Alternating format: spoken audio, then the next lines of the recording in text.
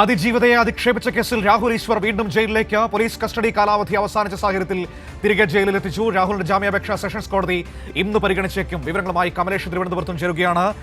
കമലേഷ്, ഏതായാലും രാഹുൽ ഈശ്വർ ജയിലിൽ തന്നെ തുടരുകയാണ്. ഇന്ന് വീണ്ടും ജാമ്യഹർജി പരിഗണിക്കാനുള്ള സാധ്യതയുണ്ടോ?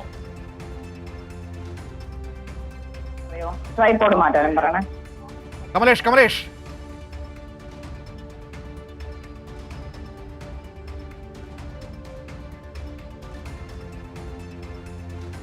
ഏതായാലും ലോക ചരിത്രത്തിൽ തന്നെ ആദ്യമായിട്ടായിരിക്കാം ഇങ്ങനെ ഒരു പീഡനക്കേസ് പ്രതിയെ വെളുപ്പിക്കാൻ ശ്രമിച്ച ഒരാൾ ഇത്രയും ദിവസം ഇങ്ങനെ ജയിലിൽ കിടക്കേണ്ടി വന്നത്. ഒരുപക്ഷെ രാഹുൽ ഈശ്വർ ഒരിക്കലും പ്രതീക്ഷിച്ചിട്ടുണ്ടാവില്ല ഇതുപോലെ ജയിലിൽ പോകേണ്ടി വരുമെന്ന്, അല്ലെങ്കിൽ ഇത്രയും ശക്തമായ നിയമ നടപടികൾ സ്വീകരിക്കേണ്ടി വരുമെന്ന്. എല്ലാ തവണത്തെയും പോലെ ഇത്തവണയും രക്ഷപ്പെടാമെന്ന് തന്നെയായിരുന്നു രാഹുൽ ഈശ്വറിന്റെ ചിന്ത. പക്ഷേ നിയമ സംവിധാനം ശക്തമായി രാഹുൽ ഈശ്വറിനെ പൂട്ടിക്കളഞ്ഞു. അയാളുടെ അഹങ്കാരവും അയാളുടെ ധാർഷ്ട്യവും എന്തും വിളിച്ചു പറയാമെന്നുള്ള ആ ചിന്തയുമാണ് ഇല്ലാതാക്കിയിരിക്കുന്നത്.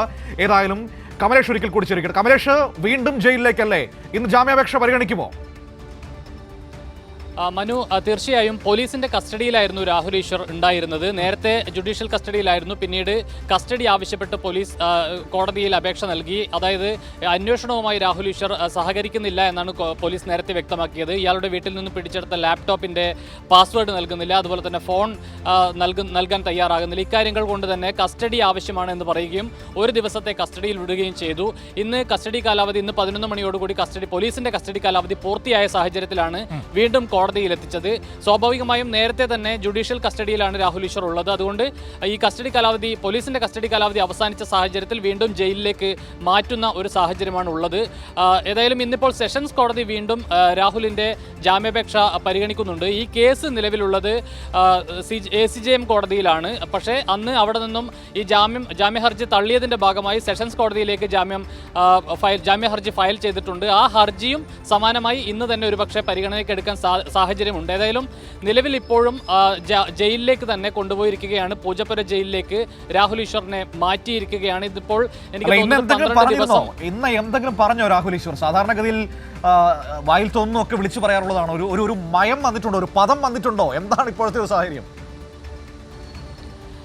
മനു, തുടക്കത്തിലെ ആവേശം കെട്ടടങ്ങി എന്നുള്ളതാണ് നമുക്കിപ്പോൾ കാണാൻ കഴിയുന്നത്. ആദ്യഘട്ടത്തിൽ നമ്മൾ മാധ്യമങ്ങൾ സമീപിക്കുമ്പോഴൊക്കെ തന്നെ പലതരത്തിലുള്ള കാര്യങ്ങൾ വിളിച്ചു പറയുകയും കൈവീശി കാണിക്കുകയും വിക്ടറി ചിഹ്നം കാണിക്കുകയും ഒക്കെ ചെയ്യുന്ന രാഹുൽ ഈശ്വറിനെയാണ് നമ്മൾ കണ്ടിട്ടുള്ളത്. പക്ഷേ നിലവിലെ സാഹചര്യം അതല്ല, അല്പം മയപ്പെട്ടിട്ടുണ്ട് എന്ന് മാത്രമല്ല, രാഹുൽ ഈശ്വർ വിചാരിച്ചിരുന്നത് 2 ദിവസത്തെ ഒരു കസ്റ്റഡിയൊക്കെ ആയിരിക്കും, അല്ലെങ്കിൽ ജയിലിലേക്കൊക്കെ 2 ദിവസം കിടന്ന് പുറത്തു വരാൻ കഴിയും എന്നാണ് വിചാരിച്ചത്. അതിൻ്റെ ഭാഗമായാണ് നിരാഹാര സമരമൊക്കെ പ്രഖ്യാപിച്ചത്. പക്ഷേ ദിവസങ്ങൾ അങ്ങനെ പോയി 11 ദിവസത്തോളം കടന്നുപോയി. ഇന്നിപ്പോൾ 12 ദിവസം, ഇന്നത്തേക്ക് 12 ദിവസമാണെന്നാണ് ഞാൻ മനസ്സിലാക്കുന്നത്.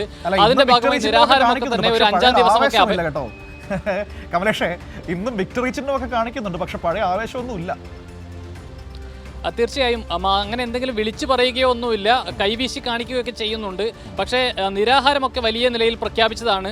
ആ നിരാഹാരമൊക്കെ ഒരു 4 ദിവസം പട്ടിണി കിടക്കുന്ന ഘട്ടത്തിൽ തന്നെ അത് ഒഴിവാക്കുന്ന സാഹചര്യമുണ്ടായി. 5-ാം ദിവസം മുതൽ ഭക്ഷണം കഴിച്ചു തുടങ്ങിയിട്ടുണ്ട് എന്നാണ് നമുക്ക് മനസ്സിലാക്കാൻ കഴിയുന്നത്. ഏതായാലും ആ ആദ്യത്തെ ഒരു ആവേശമൊന്നും രാഹുൽ ഈശ്വറിന് നിലവിൽ കാണാൻ കഴിയുന്നില്ല. അതോടൊപ്പം തന്നെ പിന്നീട് ഒരു ഘട്ടത്തിൽ കോടതിയെ സമീപിക്കുകയും ഇനി ഇത്തരത്തിലുള്ള പോസ്റ്റുകളൊന്നും താൻ പങ്കുവെക്കില്ലെന്നും, അതുപോലെ നിലവിലിട്ട പോസ്റ്റുകളെല്ലാം ഷെയർ ചെയ്തോളാമെന്നും ഭക്ഷണം കഴിച്ചോളാമെന്നും ഒക്കെ കോടതിയോട് ചെന്ന് പറയുന്നൊരു സാഹചര്യമൊക്കെ പിന്നീട് ഉണ്ടായിരുന്നു. പക്ഷേ ആ ഘട്ടത്തിലും ജാമ്യം ലഭിച്ചിട്ടില്ല എന്നുള്ളതാണ്. ഏതായാലും ഇനിയിപ്പോൾ 14 ദിവസത്തേക്കാണ് ജുഡീഷ്യൽ കസ്റ്റഡിയിൽ വിട്ടത്. അതിനുശേഷം ഒരുപക്ഷെ വീണ്ടും 2 ദിവസം കഴിഞ്ഞാൽ വീണ്ടും കോടതിയിൽ പ്രൊഡ്യൂസ് ചെയ്യാൻ സാധ്യതയുണ്ട്. അവസ്ഥയായി പോയല്ലോ കമലേഷ്. രാഹുൽ ഈശ്വറിനെ എന്ത് ചെയ്യാനാന്ന് പറ.